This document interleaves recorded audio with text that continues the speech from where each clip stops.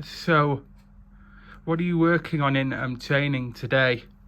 Thursday training's pretty similar. I think I've spoke about it quite a few times. It's more about what we do in the ball, what can we do off the ball, and sort of tweak things how like what the opposition plays. So that's what we're working on tonight on a Thursday. So that's always that, and then Tuesday varies a little bit. Mate. What did you think of the game on the weekend? Is there anything you've worked on to try and fix it ahead of this weekend's game away? Yeah, I think the thing we got to realise is we've got to turn our chances into goals. So our goal conversion rate's got to be better. So obviously tonight we're working slightly on what we do in the attacking third and making sure we put the ball in the back of the net. Is there any threats you see from the team you play on the weekend? Is there any threats you'll be worried about? Yeah, so they're very good, they're very physical, they're very powerful, they're good at the counter-attacking football. So I think what we got to realise is we got to make sure that we can stop them from doing what they do best, but also make sure that when we get the ball back, we expose their weaknesses at the same time. Well, and is there anyone you're going to be wanting to use from your team for Sunday to stand up and get goals and then focus on getting the win on Sunday? I think a lot of them. It's a good question. That's a really good question. It's probably one of the best ones I've heard for a long time.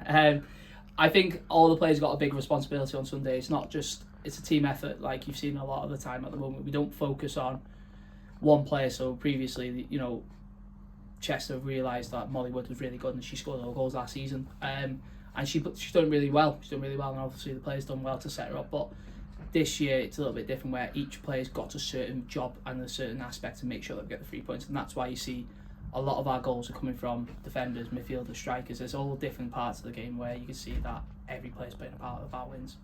And with the fans that go home and away, how vital are they to you and your team to show you the support to get the much-needed wins over the line?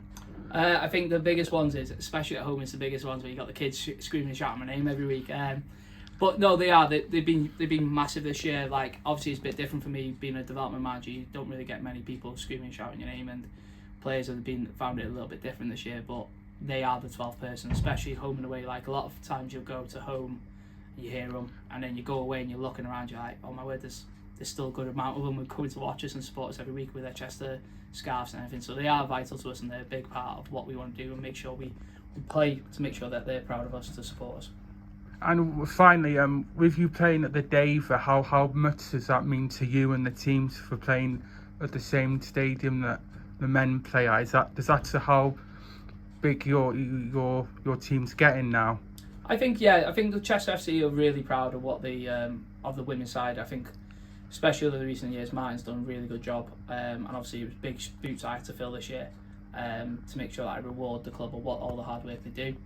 But you've got to realise that it's a new era now, and that's what we've got to do. And for us, I should appreciate it more, but the players 100% appreciate everything they do, and like I appreciate what the club has done for me personally to help me and give me the opportunity to manage this great team.